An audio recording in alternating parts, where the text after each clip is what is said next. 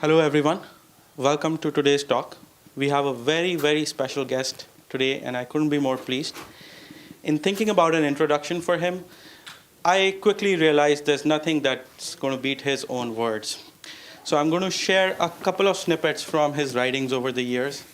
And as I do so, think about, what would be your guess when he wrote them.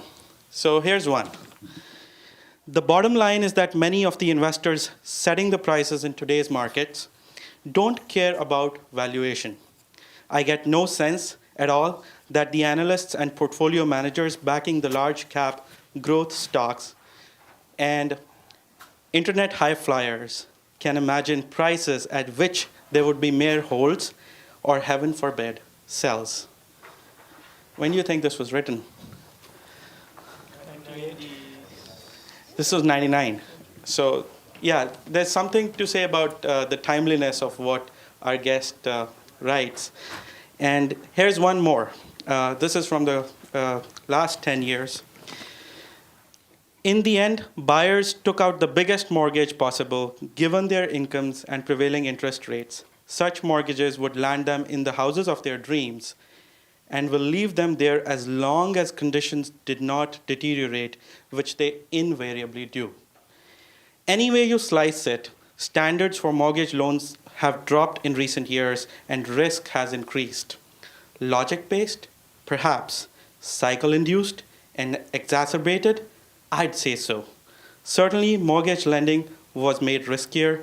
We'll see in a few years whether that was intelligent risk-taking or excessive competitive order. When was this? 2005. This was 2007. And we are a few years from there, and we've seen what happened. So I'm sure all of you want to know what's on our guest's mind today. And we are so fortunate that he's here with us in person. So without any further ado, ladies and gentlemen, please join me in welcoming the one and only Howard Marks. Thank you.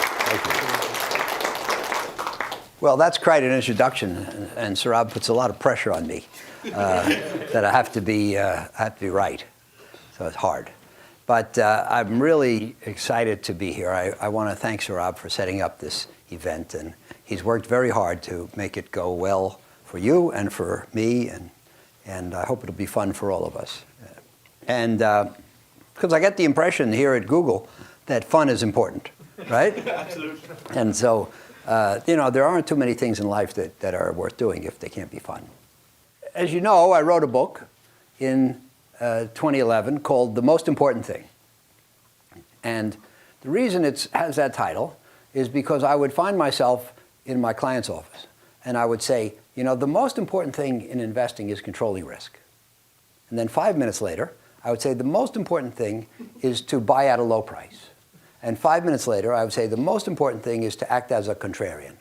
And so back in 2003, I believe, I wrote a memo called The Most Important Thing. I listed 19 things, each of which was the most important thing. And then I used that. I couldn't think of a better format for my book, so I used the same format in 2011. Interestingly, some of the things are different. And that's just to show you that one's thinking should still be alive and should still evolve. And I know that Saurabh and some of the other fellows went to see Charlie Munger speak in Los Angeles this week at age 91. And I'm sure he's still evolving and getting younger. So I'm going to try to do the same. Now, I should tell you, and I don't know if you know this, but I write memos to the clients. And I'll refer to a lot of memos in this session probably. And they're all available on oaktreecapital.com website, and the price is right. They're all free. And so, I've been sending them out now 25 years. I started in 1990. And I got a letter from a guy named Warren Buffett in 2009 or 10. And he said, if you'll write a book, I'll give you a quote for the jacket. And so I had been planning on writing a book when I retired from work, but Buffett's promise caused me to accelerate my time frame. And what the book is who here has read it? Okay, about half. So what the book is, it's a recitation of my investment philosophy. And as it says in the foreword to the philosophy, which I took the foreword, I don't know about you, I never read the forewords of books, but I took the foreword to mine very seriously. And what it says in there, it's not designed to tell you how to make money. And it's not designed to tell you how easy investment is or to try to make it easy. And in fact, my highest goal is probably to make it clear how hard it is. Investing is very difficult because it's kind of counterintuitive, and it kind of turns back on itself all the time. And there are no formulas that work.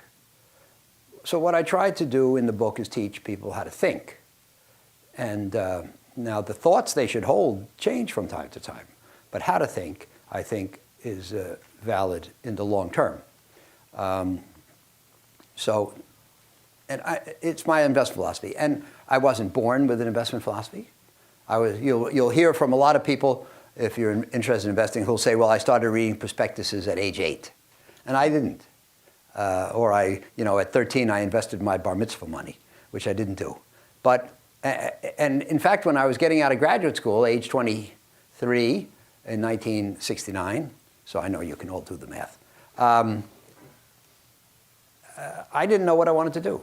I had studied finance at Wharton and accounting at Chicago, and I knew I wanted to do something in finance, but I wasn't very specific. So I interviewed in 5 or 6 different fields: large consulting firm, small consulting firm, accounting firm, corporate treasury, investment management, investment banking, 6. And I ended up in the investment business. Why? Because I had a summer job in '68 at Citi in the investment research department. I liked it. Had fun, right? That's a good reason. So I went there. And by the way, interestingly, there was nothing magical about working in the investment business at that time. It paid the same as all the rest. All 6 jobs that I was offered had the same pay, between $12,500 and $14,000 a year, not a month. And there were no famous investors at the time. Investing was not a household word. There were no investment TV shows. So I just did it because I liked it. I liked the people, and I thought that the investing was intellectually interesting. So I didn't have a philosophy then when I started. And I had some things I had learned in school. But I think that your philosophy, as opposed to somebody else, if you studied Descartes or Locke or somebody like that, you learn his philosophy. If you might learn a philosophy by studying a religion. But that's not your philosophy. Your philosophy will come from the combination of what you have been taught by your teachers and parents and your experiences. And what your experiences tell you about the things you were taught and how they have to be modified. So I developed my philosophy over, it might seem like I started writing the memos a long time ago, 25 years, but I had been working already over 2 decades at that time. So I think that the integration of real life into philosophy is essential. Now, I prepared a few slides for today, and basically the slides are here to illustrate where the philosophy came from. Talk to you about some of the foundations and roots. So I call it Origins and Inspirations, and I hope you'll find it interesting. So, first of all, not in order chronologically, but hopefully in order to try to make something intelligible. Fooled by Randomness by Nassim Nicholas Taleb. Now, who here has read that? All right, more people than have read my book. And I think it's very important. I think it's an excellent book with very, very important ideas. Now, don't tell Nassim I said this, but I tell all the people I speak to that it is either the most important badly written book or the worst written, very important book that you'll ever read. I think it's not very clear, and I think it's not, maybe there's no attempt to make it clear. But I think a lot of the ideas are very important and even profound, in my opinion. So among other things, and the basic theme is that in investing, there's a lot of randomness. And if you look at investing as a field without randomness, where everything is determinative, you'll get confused. because you will not draw the proper inferences from what you see. For example, just a brief example, you see somebody and they report a great return for the year.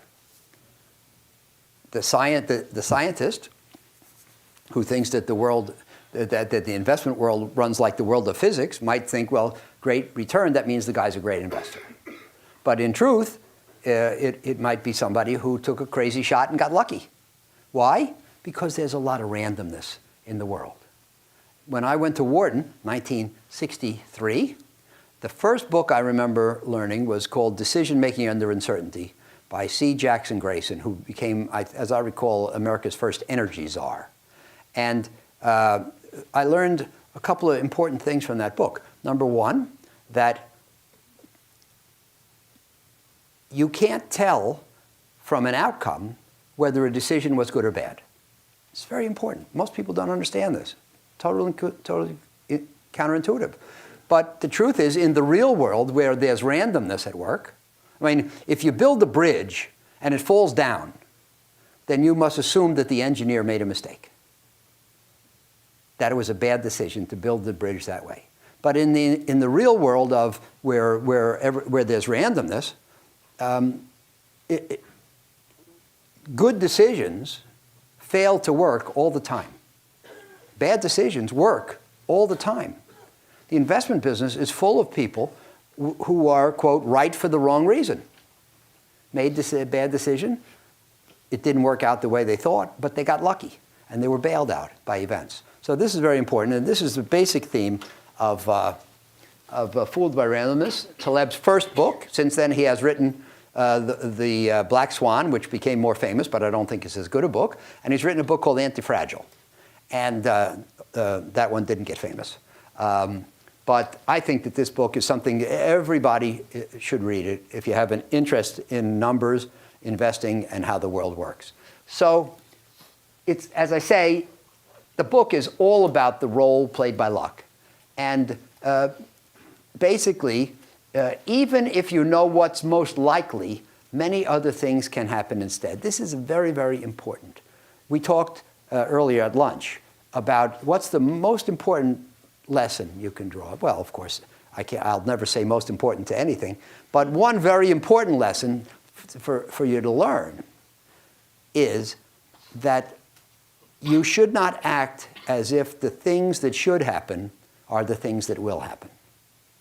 Again, in the world of the physical sciences, you can probably bet that that's true.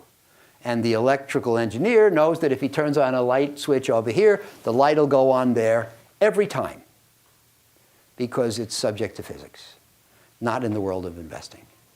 And so for every possible phenomenon, there is a range of things that can happen. There may be one where it's possible to discern which one is the most likely. And if we draw a probability distribution, that may be the highest point on the distribution, the most likely single outcome. But that doesn't mean it's going to happen. And the reason we don't have many probability distributions that look like this, but rather that look like this, is because a range of things can happen. And it's very, very important to notice that, number one, there are lots of things that can happen, so you have to allow for them. And number two, the thing that is most likely to happen is far from sure to happen. So that's very key. There's a professor at the London Business School who put it succinctly. He said, risk means more things can happen than will happen. And this is profound, in my opinion. In the economic world, people generally make their decisions based on something called expected value, which is to say that you multiply every possible outcome. First of all, of course, you don't think in terms of a single outcome. You think in terms of a range of outcomes. So you take if you could iterate over so many, you take every possible outcome, you multiply it by the likelihood that it will happen, you sum the results, and then you get something called the expected value from that course of action. And you choose your course of action based on the highest expected value. And that sounds like a totally rational thing. But what if the course of action that you're considering has some outcomes that you absolutely can't withstand? Then you may not do it. You may not do the highest expected value course of action because it has some you can't live with. You know, who here is willing to be, the skydiver who was right 98% of the time? You know, for example. So you may elect to do bike riding on the Google campus rather than skydiving, even though skydiving is more exhilarating 98% of the time. Anyway, so the point is, as I lived my life from learning about Dimson, learning about Taleb, from learning from my own experience, I realized that should does not equal will. Lots of things that should happen fail to happen. And even if they don't fail to happen, they fail to happen on schedule. So the thing that the economist or the financier thinks should happen this year may happen in 3 years.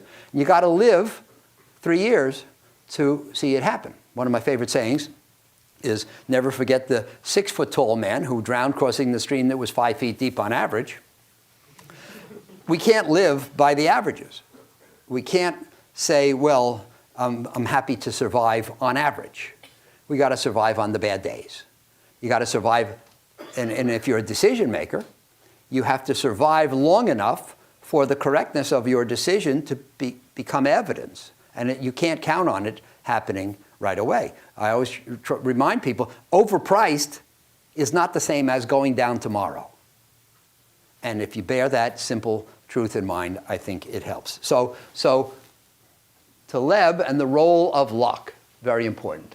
Then John Kenneth Galbraith. John Kenneth Galbraith, for those of you who are not familiar with ancient history, was an economist, American economist, died around 2005, I think, maybe a little after, and at the age of about 98. And he was one of my favorites. He was a little on the left side. He was, somewhere between free enterprise and socialism. But he was what we call a liberal in the days when it was okay to say that word. But he was very, very smart, and he was not famous as an economist, but he played a lot of roles in government, and he was a diplomat. But he wrote some very good books, and one of them is called A Short History of Financial Euphoria. And I like thin books, and his is thin, especially the ones he wrote in the last decade or two of his life were very thin. So I enjoyed those. But the short history is very good, and I recommend that to you. And one of the things he says is we have two classes of forecasters, the ones who don't know and the ones who don't know they don't know. Now, I don't believe in forecasts, macro forecasts. People who forecast interest rates, performance of economies, performance of stock markets. And I don't think that my efforts to be a superior investor and most other people's are aided by macro forecasts. So am I saying that the forecaster is never right? No, I'm not saying that. The forecasters are often right. Last year, GDP grew 2%. Many forecasters forecast that GDP will grow this year at 2%. That's called extrapolation. And usually in economics, extrapolation works. Usually the future looks like the recent past. So usually the people who forecast a continuation of the current are right. The only problem is they don't make any money. Because let's take the economy. Most people forecast 2-something for this year. A growth rate of 2-something is cooked into the prices of securities today. If the growth rate turns out to be 2-something, everybody who forecasted that will be right, but security prices will not change much because that 2-something growth was anticipated and discounted a year or two ago. So all those people who are right won't make any money. Our forecast, so that's a correct. So most forecasts, extrapolation works all the time. Forecasts that are extrapolations work all the time, but they don't make any money. Logically, am I saying that forecasts never make any money? No. The forecasts that make money are the forecasts of radical change. If everybody's predicting 2.4% growth for this year, and if I predict -2, and it turns out to be -2, or I predict 6 and it turns out to be 6, I'll make a lot of money.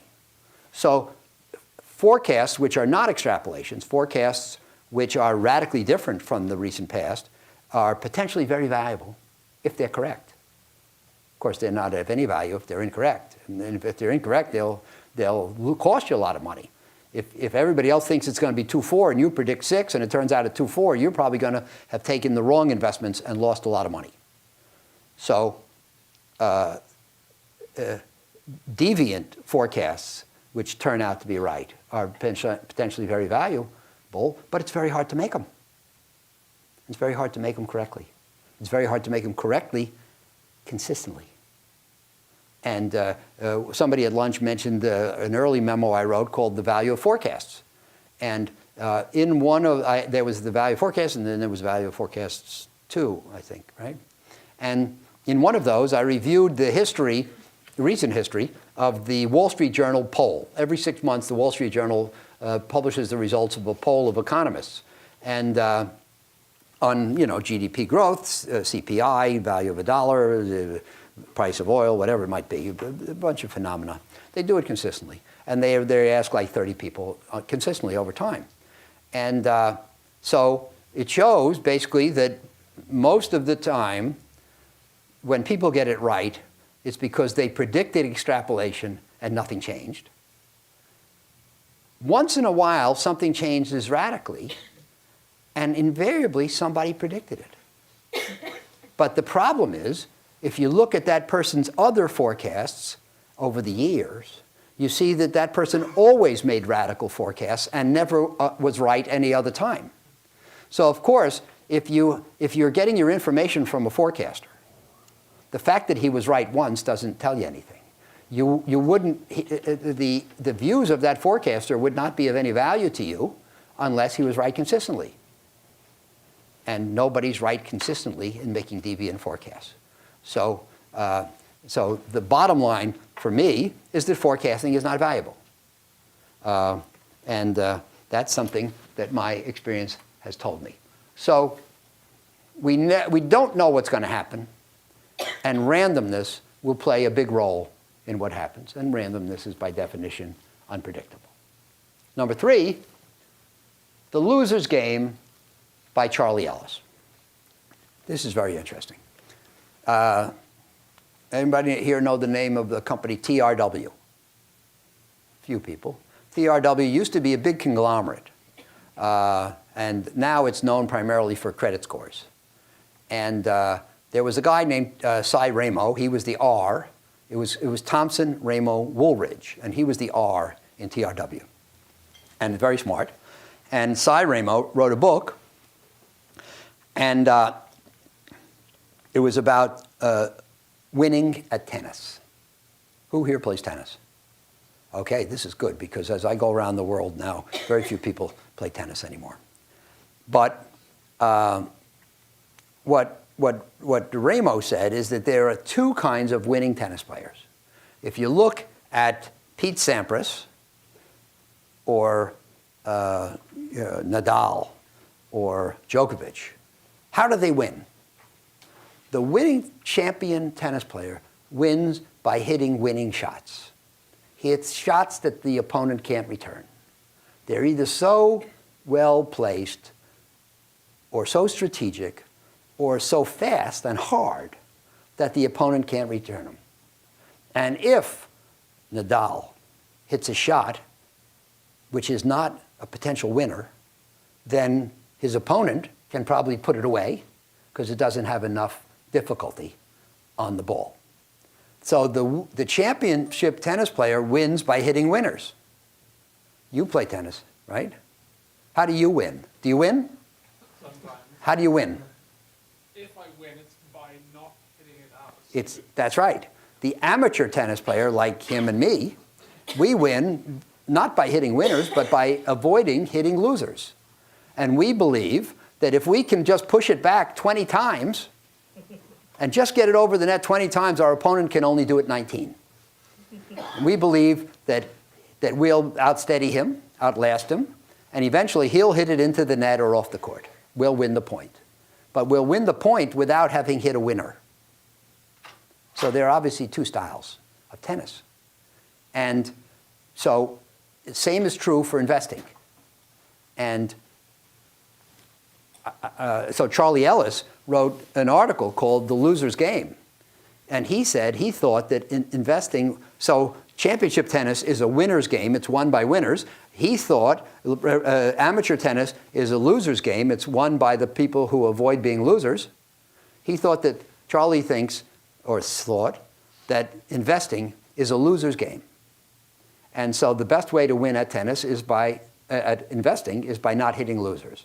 Now, I believe also that it's a loser's game, not as much as Charlie believes, and not for the same reason. Charlie believes that investing is a loser's game because the market is efficient and securities are priced right.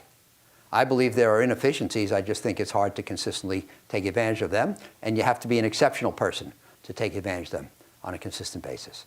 And the reason that the pro can go for winners is because he is so well schooled and practiced and steady and talented that he knows that if he does this with his foot and this with his hip and this with his elbow and this with his wrist, that the ball will go where he wants. He doesn't worry about miscues, wind, sun in his eyes, distraction. He's so well schooled. And in fact, in scoring tennis matches, they keep track of something called unforced errors. And the reason they keep track of them is because there are so few. The pro doesn't make a lot of unforced errors. We make unforced errors all the time. And so in order to survive, we have to avoid them. So the point is, if you're going to be an investor, you have to decide, am I good enough to go for winners? Or should I emphasize the avoidance of losers in my approach? And then the fourth input, so I say here that the difficulty of getting it right is what makes defensive investing so important. Because it's just, for us, in investing, especially because there's randomness, if we do the right thing with our foot and hip and arm and elbow, we're not going to get a winner every time.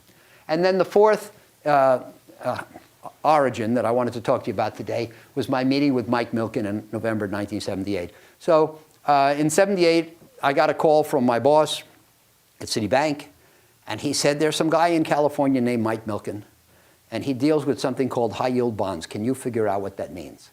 Because one of our clients had asked for a high-yield bond portfolio, and in that day, nobody knew about it. It was unknown. And so I met with Mike in November of 1978. He came to see me at Citi in New York. He was looking for clients. He was just starting off in the high-yield bond industry, and it was a great meeting. And he explained to me that if you buy AAA bonds, there's only one way to go. AAA bonds are bonds that everybody thinks are great. Their companies are making a lot of money. They have prudent balance sheets. The outlook is good. Everything's perfect. So if everything's perfect, that means it can't get better. And if it can't get better, that means it can only get worse. It doesn't have to get worse. But if there is a change, it's going to be for the worse. And if you've bought a bond on the assumption that it's perfect and it gets worse, then you lose money. So that's important. On the other hand, he said, if you buy single B bonds and they survive, there's only one way for them to go, which is upgrade. Now, that's not exactly true because they can default and go bankrupt. But the ones that survive will go up, will be upgraded, and the surprises are likely to be on the upside. So this was very important. Again, this is about trying to hit winners, avoid losers. And if you're buying bonds that most people don't think much of, it's hard to have a big loser because such low expectations are incorporated.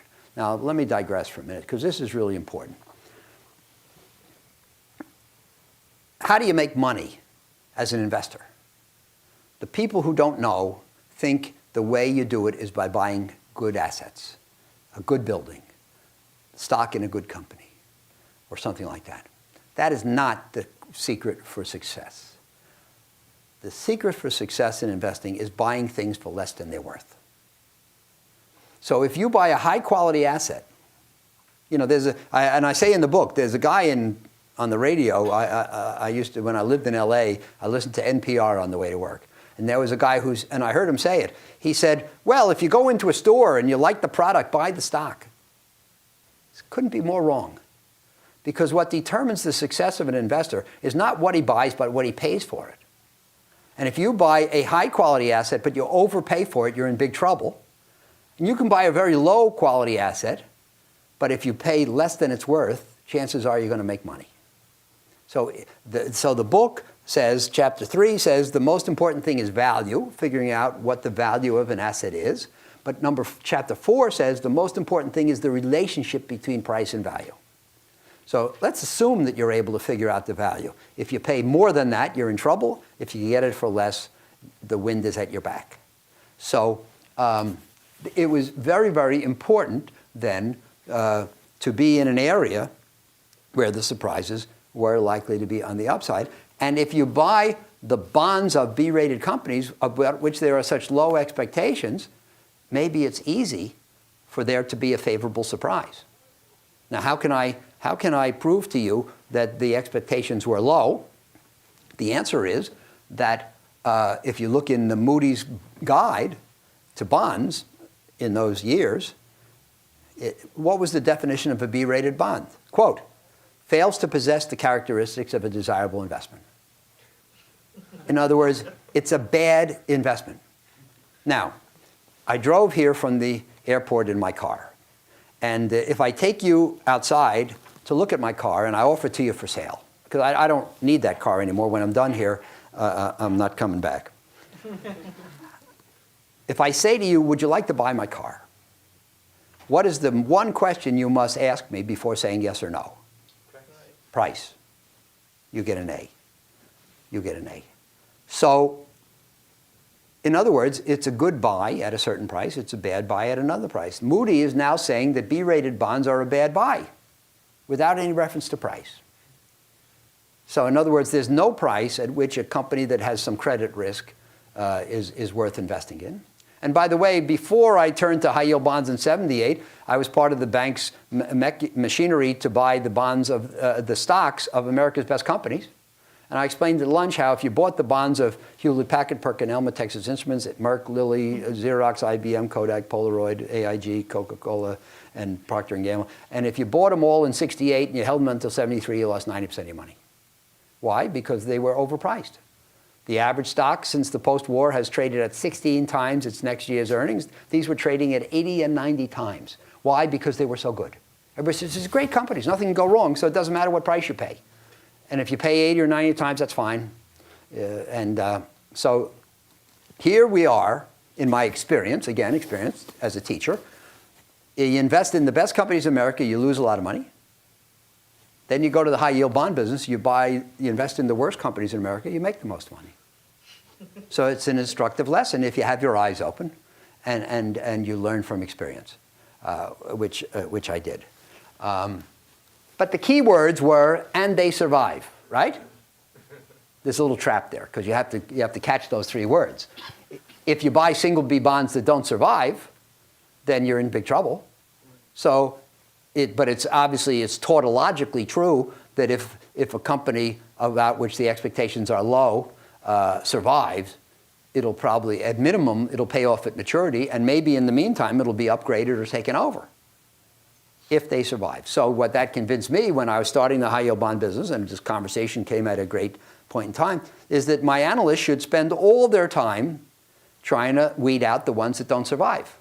Not finding the ones that will have favorable events, but just excluding the ones that have unfavorable events. And that's what we did. So now, I'll tell you an interesting story. Around 05 or 06, the Bible of investing is a book called Security Analysis, written by Graham and Dodd. And they wrote the first edition in 1934. Ben Graham was Warren Buffett's teacher at Columbia, and in many ways the father of value investing. He and David Dodd wrote this book in 34, and they updated it in 40, and then several times after. And the 40 edition is considered to be a great edition. And so in 05, McGraw-Hill, which owned the book, said they want to update the book. And they turned it over to Seth Klarman, who's a great debt investor in Boston at Baupost, and a professor, can't remember his name right now. What? That's right, Bruce Greenwald at Columbia. So you should be up here, I'll sit down. They turned it over to Seth and Bruce to bring out this revision, and they in turn asked people to revise the sections, and they asked me to revise a section on debt. And so that meant I had to go and read the 1940 edition in order to update it. And I came across something fascinating, and it verified what I had always thought. It said that bond investing is a negative art. What does that mean? What it means is, I don't know how many of you know how bonds work, but a bond is a promise to pay. You give me $100 and I promise to give you 5% interest every year and then give you money back in 20 years. Fixed income, it's called, because all the events are fixed.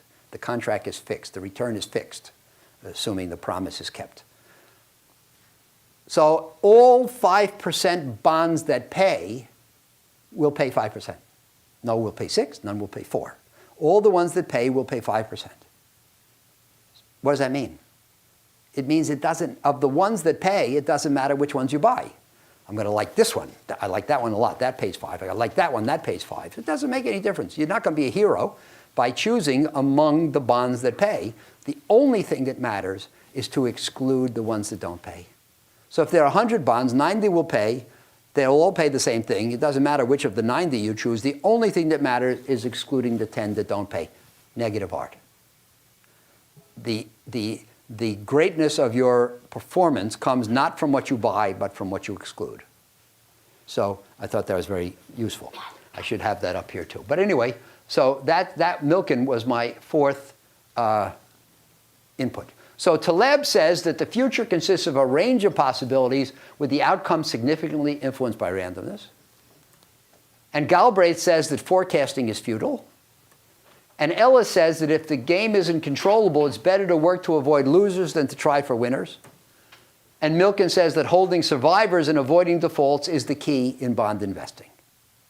So if you put them all together, that's how you get the philosophy that's in the book. These were my origins. So when we started Oaktree, April the 10th of 1995, almost exactly 20 years ago, we wrote down our investment philosophy, and here it is. We published it. We were a bunch of guys who had been working together for most of the previous 10 years at a different employer. And we left there as a group, and we started Oaktree. And so for a philosophy, so I believe in writing things down, and like learning at the Lou says today, write them down, right? So we wrote down our philosophy. We published it. We'd never changed a word since. And the clients liked knowing what our roadmap is. So these were the 6 tenets of the investment philosophy.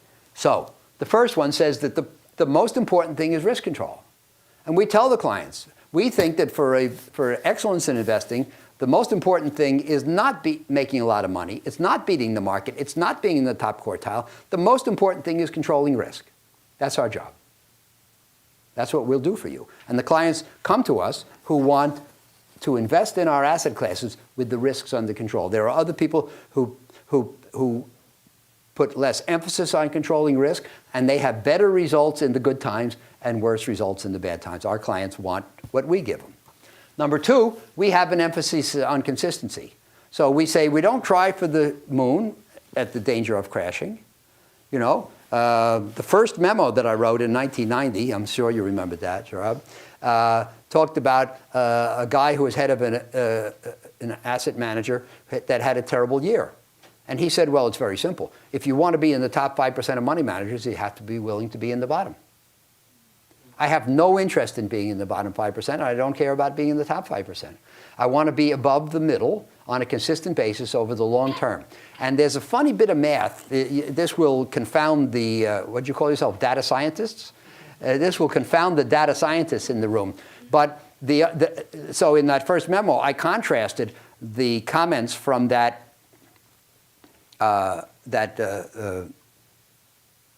money manager with a comment from one of my clients who told me, right about the same time, there was the juxtaposition that caused me to write that first memo. He told me that for the previous 14 years, his pension fund had never been above the 27th percentile or below the 47th percentile. So it was solidly in the second quartile every year for 14 years.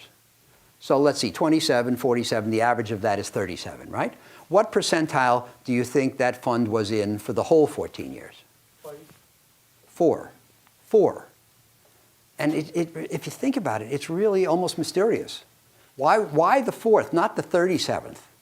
And the answer is that when people blow up, they really blow up.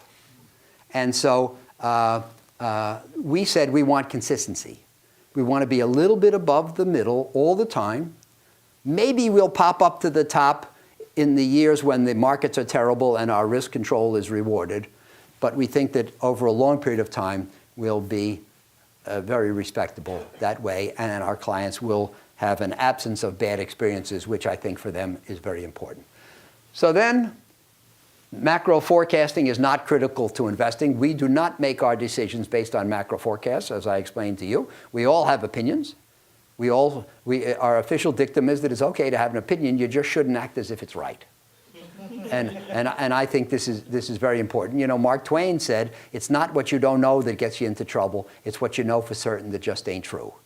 And so we try to avoid holding strongly to those macro opinions. And finally, we don't do a lot of market timing, which is very, very hard to do. We do long-term investing in assets that we think are underpriced. So that's the Oaktree philosophy. You can see how the origins and inspirations that I went through fed into that. And in fact, it's all distilled in our motto, which says that if we avoid the losers, the winners take care of themselves. And if we can make a large number of investors and just weed out the problems, then we'll have, just think of the bell-shaped curve. We'll have a lot that do okay, and an occasional one which is exceptional, if we can weed these out. So a lot of money managers go into the clients and say, we will get you in the top quartile, into the great right-hand tail.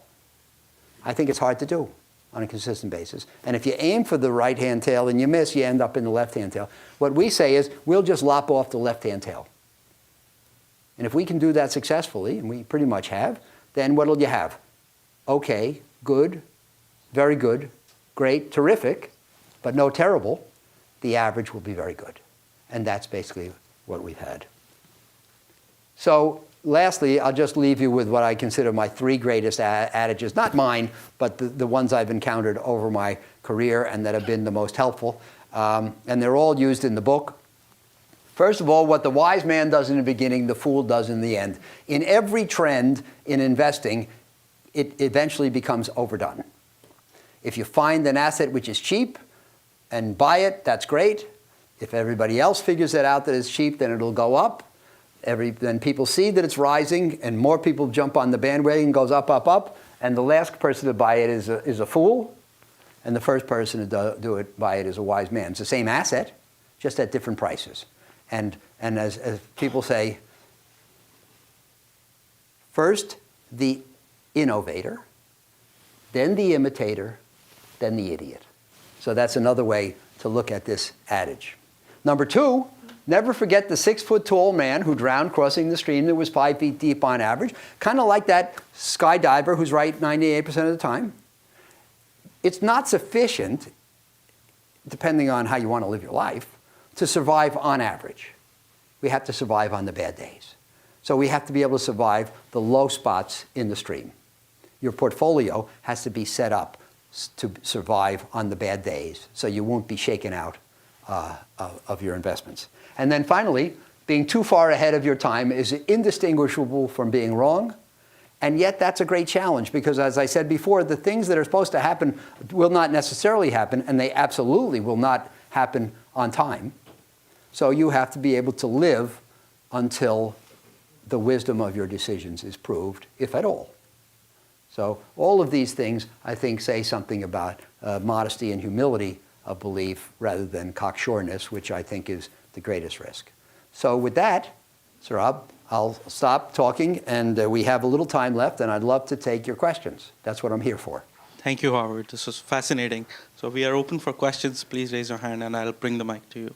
The thing you said about what the wise man does in the beginning, the fool does in the end, you can come up from a single stock, and you can think about your whole philosophy that way. So you've been focusing here on avoiding losers, and maybe humans are kind of generally focused on trying to find winners. Maybe that's what we'll always do wrong. But if everybody in the world is trying to avoid losers, maybe the wise investor now shoots for the winners. Do you know what I mean? It's sort of self-balancing. Sure. Well, number one, I don't think that we have to worry about everybody becoming too prudent or too wise, because we're talking about human nature. Charlie Munger, the boys went to see Charlie Munger this week. One of the great quotes that Charlie gave me was from the philosopher Demosthenes, who said, "For that which a man wishes, that he will believe." What do most people want more than anything else? They want to get rich. Very few people think that the future, the secret to their happiness comes from prudence and caution. Most people think it comes from that stroke of genius, which will put them on easy street. But you're absolutely right, and there are times when most people behave in a prudent and cautious manner. When is it? It's in a crash, when security prices are down here, right? That's the time to turn aggressive and buy. So Buffett says, the less prudence with which others conduct their affairs, the greater the prudence with which we must conduct our own affairs. And there are times when we should turn aggressive, and that's when everything's being given away. So you said that you do not predict, you did not make any macro forecasts, right? But actually the macros can affect companies in a lot of ways. Like, I mean, if you have interest rate like 30%, I mean, 99% of the companies will be gone or something like that, right? So how do you even make an investment? Okay, so now I know I'm not coming back to Google anymore because the people are too intelligent.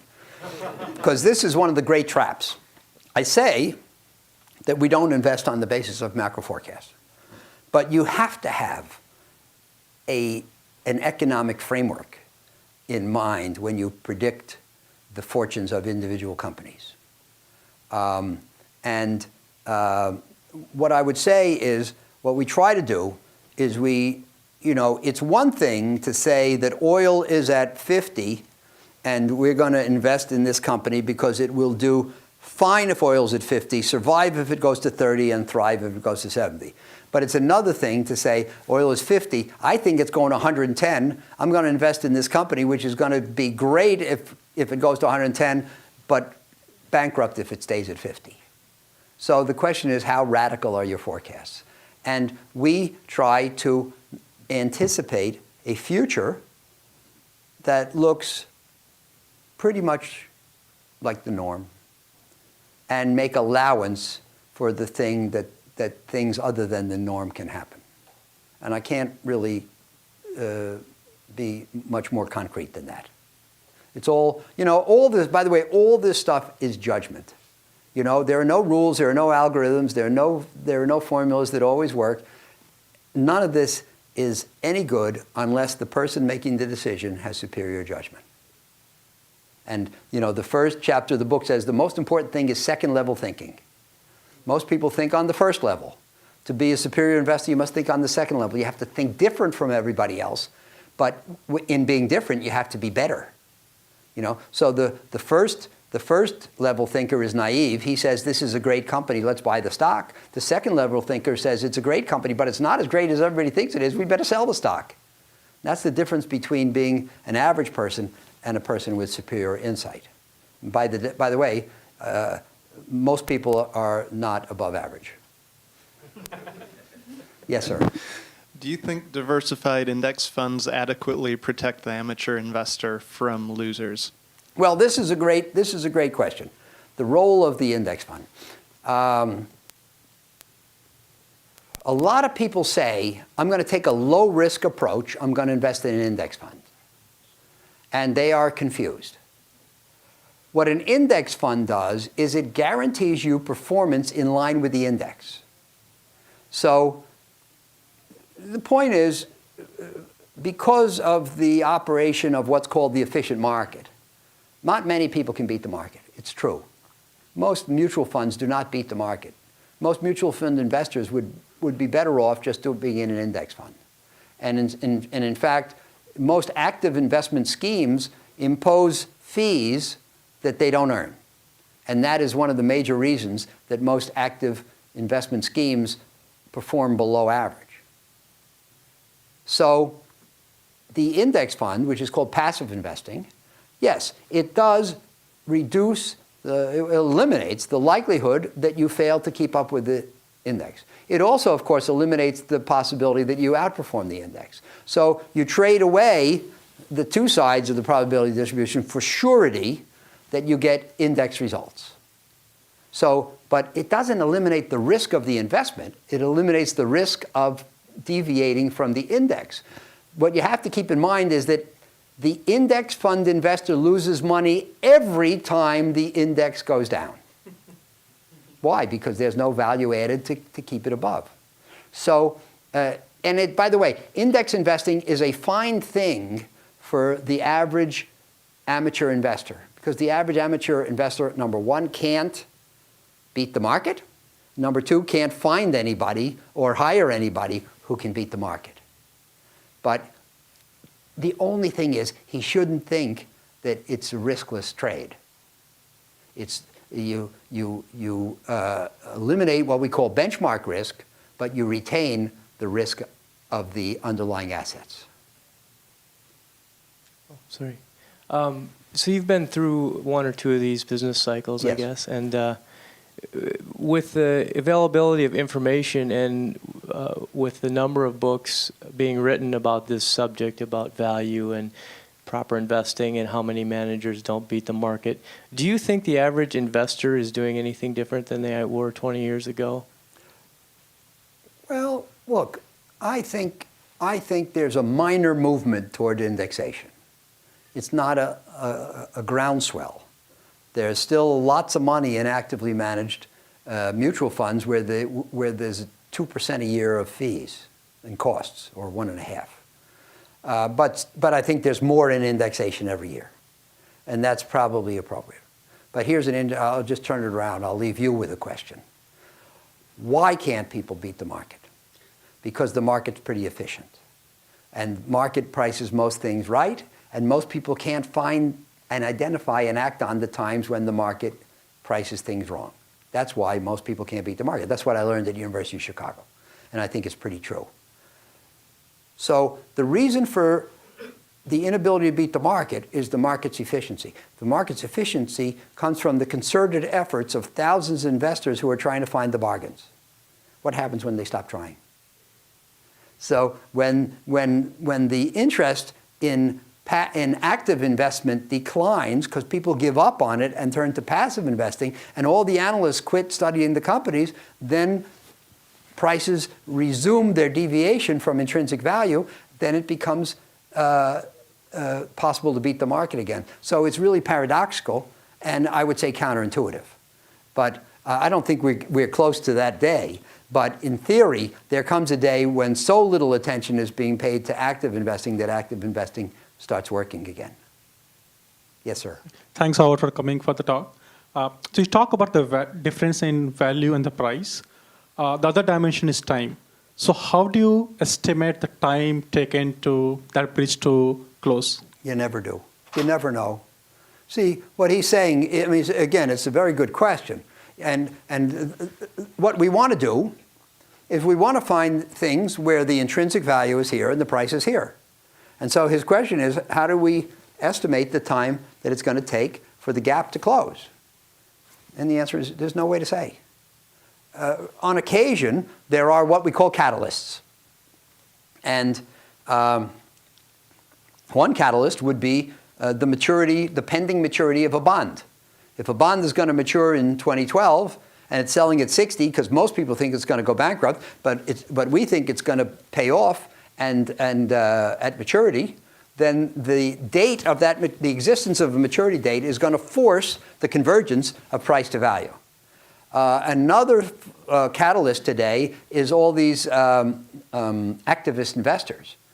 They find the company, it's selling, they think the intrinsic value is here, it's selling here because the management is subpar and they're not doing the right strategy. So they go in, they foment trouble, they try to get a board seat, they try to force the management to do the right thing to cause the price to converge with the value. So there are a few catalysts in the world, but generally speaking, you buy a stock, you hope, you think it's worth here, the price is here, you hope it'll converge, but there's no way to estimate the time.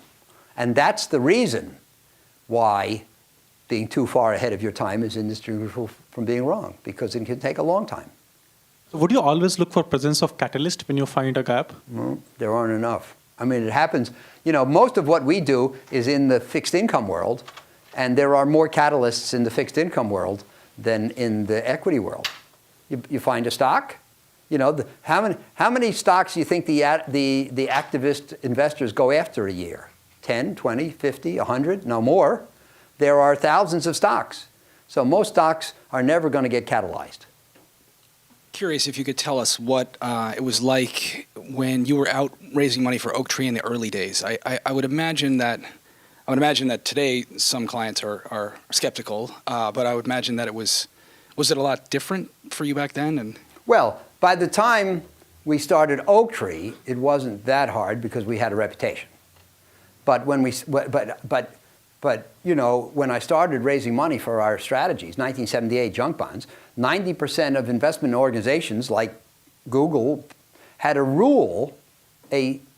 concrete rule against any bond investing below A or below investment grade, which is BBB. And of course, Moody's said it's an imprudent investment. So that was very, very hard to overcome. But what you have to do is you have to find a few people. You see, you have to find a few people. You have to go say to them, you should do this because nobody else is. Because nobody else is doing it, it's languishing cheap. You make no money doing the things that everybody wants to do. You make money by doing the things that nobody wants to do, who then turn out to have value. And if you say that message to 100 investors in the beginning, maybe 10 jump on board. After it works for a while, then the rest come on, like the screen says. But hopefully not too extreme. But the point is, it was very hard in the beginning.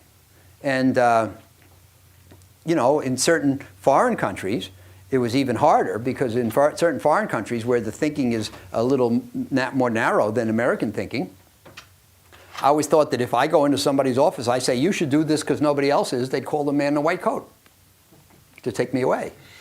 They don't understand. I think that Americans semi-intuitively understand the value of contrarianism and of being a maverick. But in many countries, they just don't get it. So that's an example, high yield. Now, but then we started Oaktree that was at Citi. In 85, I switched from Citi to Trust Company of the West, TCW. And in 88, we brought out the first distressed debt fund. Now, we're not investing in companies that have a risk of default. We're investing in bonds that are either in default or sure to be. And people would say, well, how can you possibly make money investing in the bonds of bankrupt companies? And we had to explain to them that if a creditor of a company doesn't get paid the interest and principal as promised, they have a claim against the value of the company. And they exert that claim in a process called bankruptcy. And in bankruptcy, to oversimplify and overgeneralize, the old owners are wiped out and the old creditors become the new owners. And if you bought an ownership stake through the debt for what? For less than it's worth, then you make money. And we've made about 23% a year for 28 years investing in distressed debt before fees without any leverage. So that's pretty astronomical. Why? Because from time to time in distressed debt, you get to buy things for less than they're worth. And in fact, because other people are fleeing from the bankruptcy, maybe you get them to buy them for a lot less than they're worth. So, it was very challenging, but if you can, and you can't convince everybody, but if you can explain the merits and tell the story clearly and concisely and persuasively, then you get some clients. And then if you get good results, then you get more clients. Thank you, Howard, for your talk. One question. Buffett in 99 said that if he was running very small amounts of money, he would be able to find lots of bargains and beat the market by 50%, and he would use the word guaranteed. I presume he meant that there are a lot of inefficiencies in the small capitalization stocks. One thing that kind of surprises me is if an analyst willing to work hard on his own, not in an institution, the world of distressed debt investing is kind of shut out, even for the value investor, filled with a lot of technicalities, and seems like the big institution has a lot of advantage there. Are there such inefficiencies that are kind of shut out to the institutions, but the small investor willing to work hard can find inefficiencies in the debt world? Well, I think that the small guy can even be active in distressed debt. He can't get enough bonds to get a seat at the creditors committee table or have a voice, but he can still find superior values. What I was saying in answer to your question is that if you get some accounts and you have good performance, you'll get more accounts. So that goes a little further, because what I really say is that if you have good performance, you'll get more money. And eventually, if you let that process become unchecked, if you get more money, you'll have bad performance. And this is one of the conundrums in our business. And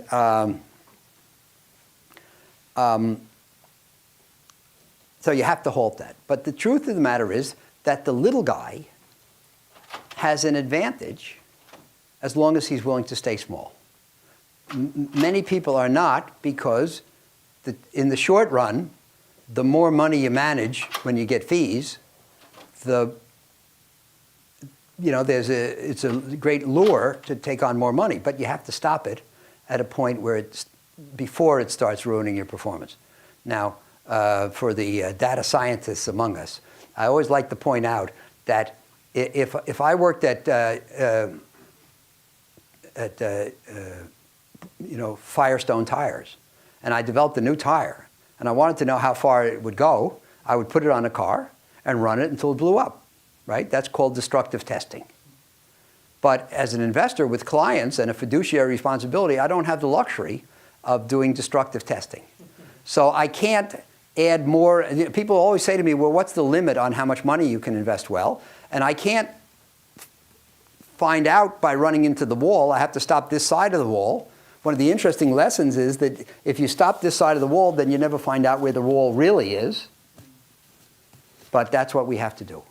And so you have to stop. And I believe that the person who has a big brain and a little money and a lot of time and exceptional insight can find great bargains.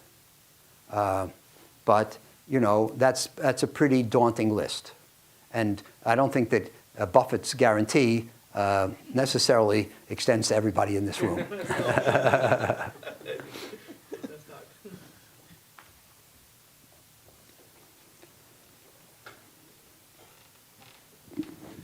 Do you see any unhealthy trends in valuation in the market today, the same way tech or housing was valued in the past? Yes, I do, because the market extends the menu, extends what we call the capital market line, extends from what's called the risk-free rate. The risk-free rate is the rate, generally speaking, on the 30-day Treasury bill. And of course, if you can get 3% on the risk-free rate, then in order to tie up your money for 5 years, in a 5-year Treasury, you want 4, and to get it 10 years, you want 5. And if you can get 10 years on a government security, a 5%, then in order to go into a corporate security, which has some credit risk, you would demand 6, and to go into a high yield bond, you demand 12, and so forth. So there's a kind of a process called equilibration, which makes things line up in terms of relative risk and return, but always pegged from the risk-free rate. Today, the risk-free rate is 0. So everything that I just named, this capital market line has had a parallel downward shift. And so before the crisis, I had, Saurabh mentioned about the fact that I turned bearish. All my money was in treasuries. All the money that I had outside of Oaktree was in treasuries. And I was getting 6.5% for 1, 2, 3, 4, 5, 6-year maturities. I was getting income and safety. Today, you have a choice, income or safety.